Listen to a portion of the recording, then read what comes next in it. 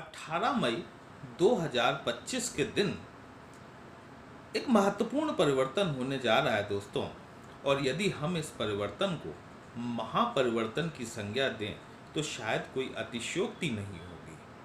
18 मई 2025 के दिन राहु देव अपना राशि परिवर्तन करने जा रहे हैं। तो वर्तमान परिस्थितियों में 18 मई तक राहु देव शनि के साथ में आपकी पत्रिका में 6वें भाव में गोचर कर रहे हैं। और 18 मई 2025 को ये 6वां भाव छोड़कर, चूंकि आप जानते हैं राहु और केतु ये दोनों ऐसे प्लैनेट हैं जो कि वक्री गति से गति करते हैं। बाकी सभी प्लैनेट 0 डिग्री से लेकर 30 डिग्री की तरफ आगे बढ़ते हैं, लेकिन राहु और केतु ये दोनों ऐसे प्लैनेट हैं जो कि 30 डिग्री से 0 डिग्री की तरफ चलते हैं।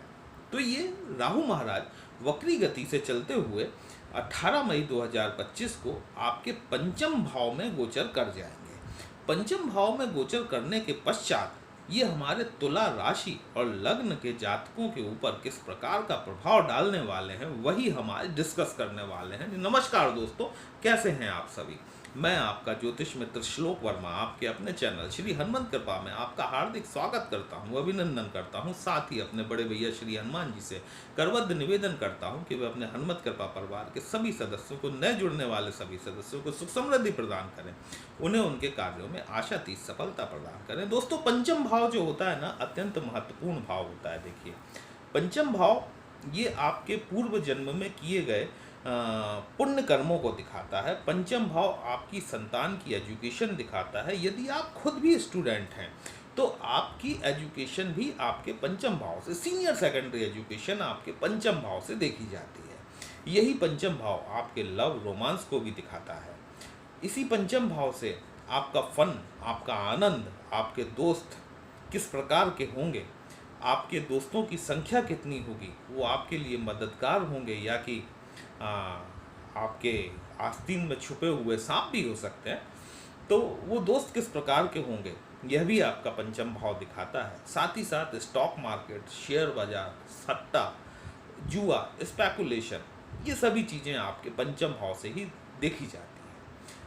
वीडियो को अंत तक अवश्य देखिएगा। कहीं भी अच्छा लगता है कमेंट बॉक्स में जय श्री राम लिखेंगे, आपको भी अच्छा लगेगा, हमें भी अच्छा लगेगा आपके लिए इस तरह के विश्लेषण लेकर आने के लिए। जब राहु आपके पंचम भाव में आकर बैठेंगे ना, यहाँ पर देखिए ये चीज़ एक देखने वाली होगी कि राहु की स्थिति आपकी पत्रिका में कैसी है, क्योंकि राहु और केतु को प्रिडिक्ट कर पाना बहुत मुश्किल होता है।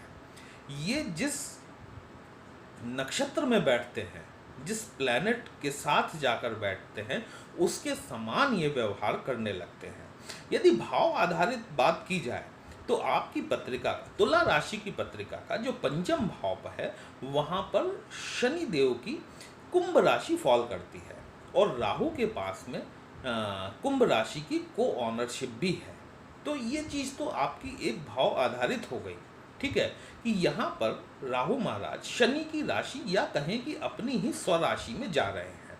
लेकिन अब आपके नेटल चार्ट में राहु किस स्थिति में बैठे हुए हैं, किस नक्षत्र में जाकर बैठे हुए हैं, वो नक्षत्र आपके लिए किस प्रकार से काम करेंगे, अगला 1.5 साल आपका इसी बात पर निर्भर करने वाला है कि यहाँ पर राहु यदि आपकी पत्रिका में शुभ है तो उसके परिणाम आपके लिए बहुत शानदार रहने वाले हैं। लेकिन वहीं यदि राहु की स्थिति अशुभ हुई और राहु की दशा अंतर्दशा भी आपकी कहीं चल रही हुई तो निसंदेह तौर पर आपको समस्याएं देखने के लिए मिल सकती हैं।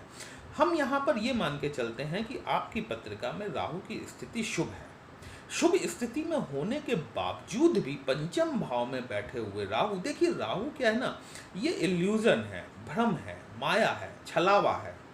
ये आदमी को इस हद तक कंफ्यूज कर देते हैं, इस हद तक उसके दिमाग में एक इल्यूजन क्रिएट कर लेते हैं कि वो वास्तविकता की स्थिति से परे हट जाता है।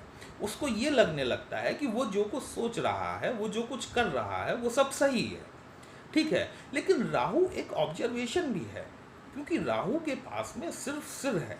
राहु चीज़ों को देख सकता है और देखने के पश्चात अपना एक्ट कर सकता है। केतु के साथ में ये एक समस्या आती है, क्योंकि केतु के पास में विजन नहीं है, केतु के पास में दृष्टि नहीं है। राहु चीज़ों को एक्सपेंड करने वाले होते हैं, एक्सपेंशन के कारक हैं। राहु चाहे तो रंक को राजा बना दे, और राहु चाहे तो राजा को रंक भी बना दे, है ना। रोडपति से करोड़पति और करोड़पति से रोडपति बनाने का काम जो है वो सिर्फ राहु महाराज ही कर सकते हैं। पंचम भाव में जब राहु आएंगे दोस्तों, इस बात का ध्यान रखिएगा कि यदि आप स्टूडेंट हैं या आपकी संतान स्टूडेंट है, एजुकेशन में है, एक भ्रम की स्थिति का निर्माण होगा।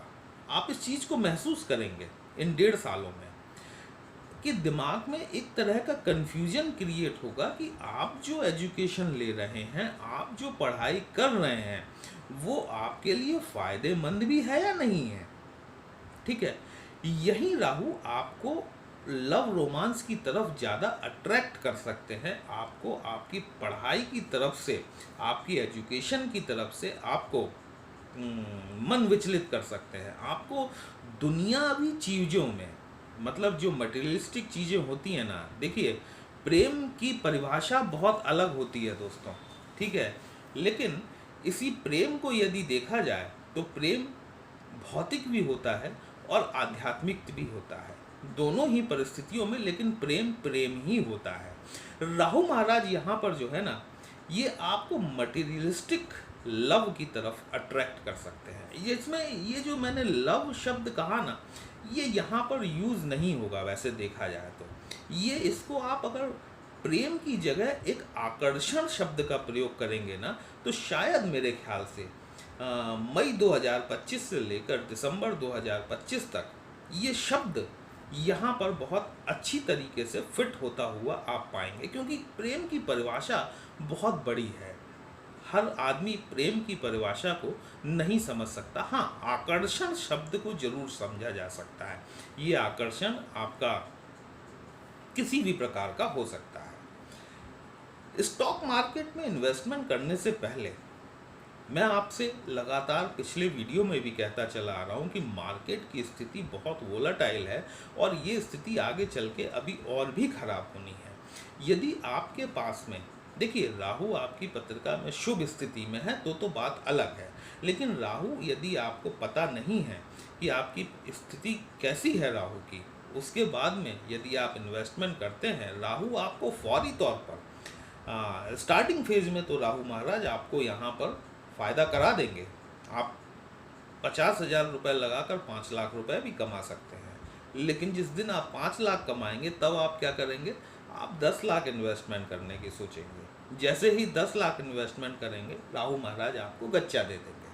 ठीक है, तो यहाँ पर जब तक कि आप अपनी राहु की स्थिति के बारे में कन्फर्म्ड ना हो, मार्केट से रिलेटेड आपको पूरी तरीके से एक्सपीरियंस ना हो, नॉलेज ना हो, तब तक आपको शेयर मार्केट में, स्टॉक इन्वेस्टमेंट में, जुआ में, सट्टे में, स्पेकुलेशन में आपको थोड़ा सा बचना चाहिए अगले आने वाले 1.5 साल के लिए। ठीक है, राहु की पंचम दृष्टि जो है ना, देखिए राहु को गुरु के समान ही 3 दृष्टियां प्राप्त हैं, 5वीं, 7वीं और 9वीं दृष्टि। राहु की पंचम दृष्टि जो है ये आपके फर्स्ट हाउस पर पड़ेगी। फर्स्ट हाउस मतलब आप स्वयं होते हैं, आपकी कैरेक्टरिस्टिक होती है। फर्स्ट हाउस आपका इम्यून सिस्टम भी होता है। ठीक है, यदि राहु आपकी पत्रिका में देखिए शुभ स्थिति में बैठे हुए हैं, अगले 1.5 साल के दौरान आपके अंदर एक अट्रैक्शन बढ़ेगा। आपकी जो पर्सनैलिटी है ना, वो इस तरीके से डेवलप होगी कि लोग स्वतः आपकी तरफ आकर्षित होने लग जाएंगे। मैंने यहाँ पर फिर आकर्षित शब्द का प्रयोग किया है, याद रखिएगा। इसको लव से जोड़कर, प्रेम से जोड़कर मत देखिएगा। यहाँ पे सिर्फ जब राहु की बात चले ना, तो वहाँ पे प्रेम मत जोड़िए, वहाँ पर आकर्षण ही जोड़ेंगे तो ज़्यादा आपको उचित प्रतीत होगा। ठीक है, क्योंकि प्रेम तो केतु का कार्य है। एक मंदिर में आप देखिएगा कि कुछ लोग जो है ना कि बड़े नाच गा रहे हैं, बड़े कीर्तन कर रहे हैं, ढोल मजीरे बज रहे हैं, लोग प्रसन्नता से नाच रहे हैं, झूम रहे हैं। जो सब दिखावा है ना, वो राहु है। और एक आदमी जो है वो शांति से एक कोने में बैठा होगा कहीं, वो केतु है। ठीक है, जो अपने आप को समर्पित कर दे बिना किसी दिखावे के, वो केतु होता है। तो फर्स्ट हाउस में जब राहु की एस्पेक्ट, फिफ्थ एस्पेक्ट पड़ेगी ना, आप खुद अपने आप को लोगों के बीच में रिप्रेजेंट करेंगे, आपके अंदर आपकी आकर्षण शक्ति बढ़ेगी, आप लोगों को इम्प्रेस कर पाने में, अपनी बातों से, अपनी पर्सनैलिटी से लोगों को इम्प्रेस कर पाने में सफल हो पाएंगे। लेकिन यदि राहु शुभ की स्थिति क्या हुई और यदि आपका राहु अशुभ हुआ, उस कंडीशन में क्या होगा? फर्स्ट हाउस आपका मस्तिष्क होता है, भ्रम की स्थिति, इल्यूजन। आपको ये महसूस होगा कि आप जो कर रहे हैं वो सही कर रहे हैं, सामने वाला आपको जो भी ज्ञान दे रहा है ना वो सब व्यर्थ का है, आप उससे कहीं ज़्यादा जानते हैं। अपनी इस हैबिट को थोड़ा सा कंट्रोल कीजिएगा। इम्यून सिस्टम आपका थोड़ा सा गड़बड़ा सकता है, क्योंकि जब राहु की दृष्टि आपके फर्स्ट हाउस पर पड़ेगी ना, राहु अगर देखा जाए तो सूखे नशे को रिप्रेजेंट करता है। जैसे कि ये जो ड्रग एडिक्ट होते हैं ना, ये राहु के प्रभाव की वजह से होते हैं। यहाँ पर आपके सिगरेट के नंबर्स बढ़ सकते हैं। जिन लोगों की राहु की दशा, अंतरदशा चल रही है और राहु उनके लिए शुभ है या अशुभ है, आप इस चीज़ को चेक कीजिएगा कि आप पहले कितनी सिगरेट पीते थे और अब कितनी सिगरेट पीते हैं। हो सकता है कि आप इसको स्ट्रेस का नाम दे दें, अपना तनाव के कारण आप सिगरेट पी रहे हैं, लेकिन ये नंबर्स जो बढ़ेंगे ना सिगरेट के, ये आपके राहु की वजह से बढ़ेंगे। ठीक है, अपने आप को सूखे नशे से दूर रखने का प्रयास कीजिएगा। राहु की सप्तम दृष्टि जो है ये आपके लाभ भाव पर पड़ेगी, एकादश भाव पर। ये इच्छा पूर्ति का भाव है।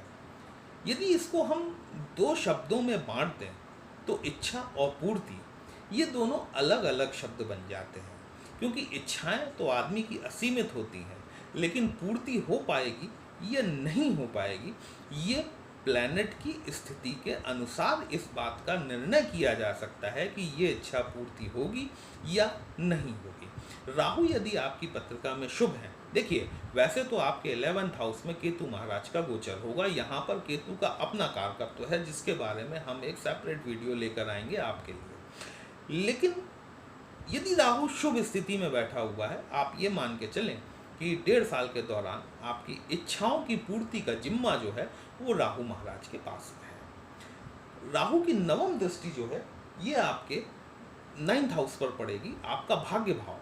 ये आपके पिता का भाव होता है, आपके धर्म का भाव होता है, आपकी विदेश यात्राओं का भाव होता है। यहाँ से आपकी दूरगामी यात्राएं देखी जाती हैं, आपकी हायर एजुकेशन का भाव। देखिए पंचम भाव जो है वो आपकी सीनियर सेकेंडरी को रिप्रेजेंट करता है, वहीं 9th हाउस आपका हायर एजुकेशन को रिप्रेजेंट करता है, मतलब जिसमें आप मास्टर्स को ले सकते हैं, आप पीएचडी, डीलिट वगैरह स्कॉलरशिप को ले सकते हैं। यदि राहु आपका शुभ स्थिति में है, विदेश यदि आप जाना चाहते हैं ना, पूरी तरीके से प्रयास कीजिएगा, आपकी यात्रा सफल हो सकती है। अगर आप हायर एजुकेशन के लिए विदेश जाना चाह रहे हैं, निसंदेह तौर पर राहु महाराज आपको सफलता जरूर दिला सकते हैं। यदि राहु आपकी पत्रिका में शुभ स्थिति में है, आप देखेंगे कि अगले 1.5 साल के दौरान, मतलब मई 2025 से लेकर दिसंबर 2025 के बीच, दिसंबर 2026 के बीच में आपकी धार्मिक स्थलों की यात्राएं अचानक से बढ़ जाएंगी। आपके अंदर एक धार्मिकता, जिसको कहते हैं ना कि आस्तिकता, आस्था का एक नया संचार होगा। लेकिन यदि राहु यही खराब स्थिति में हुए तो क्या होगा? आपके पहली बात तो पिता से संबंध खराब करा देंगे। दूसरी चीज, जो अभी आपकी आस्था शुभ राहु में बढ़ रही थी ना, वो अनास्था में कन्वर्ट हो जाएगी। जिनका भी राहु अगर अनास्तिक हो जाए, ठीक है, वहाँ पर जो है कि इस तरह की प्रॉब्लम देखने के लिए मिलती है। आप अपने ही धर्म के प्रति अनर्गल बातें करने लग सकते हैं, आप अनाप शनाप बोलना शुरू कर सकते हैं। ये चीज़ थोड़ी सी आपको देखने वाली रहेगी, आप इस चीज़ को अनुभव कीजिएगा। और क्या है ना कि राहु ऐसा नहीं है कि राहु आपकी पत्रिका में यदि अशुभ स्थिति में है तो उसे शुभ नहीं किया जा सकता। बहुत छोटे से उपाय हैं। राहु का मंत्र है ओम भ्राम भ्रीम भ्रौम सह रावे नमः। शनिवार के दिन से संध्या समय 108 बार इस मंत्र का नियमित रूप से जाप करना शुरू करें। देखिए ये आयुर्वेदिक औषधि है। कईयों बार क्या होता है कि चूंकि यूट्यूब पर इतने सारे चैनल हैं ना, और ये बेचारे राहु केतु शनि ये तो नाम से ही बदनाम है। अब आपके किसी और प्लैनेट की दशा या अंतर्दशा चल रही है, आप उस दशा अंतर्दशा से परेशान हैं, लेकिन चूंकि जैसे ही आपने सुना, आपने सबसे पहले अपने राहु महाराज को कोरिलेट कर लिया। हो सकता है कि आपकी पत्रिका में राहु की स्थिति शुभ हो, लेकिन वो सुनने के पश्चात आपने या तो अपने राहु को दबा दिया या फिर राहु का जल प्रवाह कर दिया। मालूम पड़ा कि सिर्फ एक प्लैनेट था जो कि आपको बचाए हुए था, उसको भी आपने 1 साल के लिए ख़त्म कर दिया। तो जब तक आपको आपकी पत्रिका के बारे में, आपके राहु शनि केतु या फिर किसी भी ग्रह के बारे में आपकी इसकी स्थिति सुनिश्चित नहीं है कि वो शुभ है या अशुभ है, तब तक आपको उसके प्रवाह का या फिर उसे दबाने का प्रयास नहीं करना चाहिए।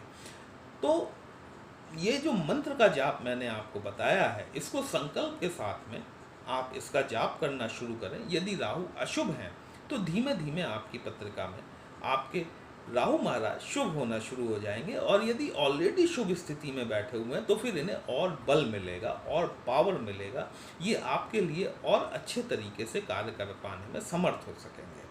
ठीक है, आपको यदि मान लीजिए कि ये पता है कि आपकी इस पत्रिका में राहु की स्थिति शुभ नहीं है और आप राहु की पीड़ा से परेशान हैं, 10 रुपए का एक छोटा सा उपाय है।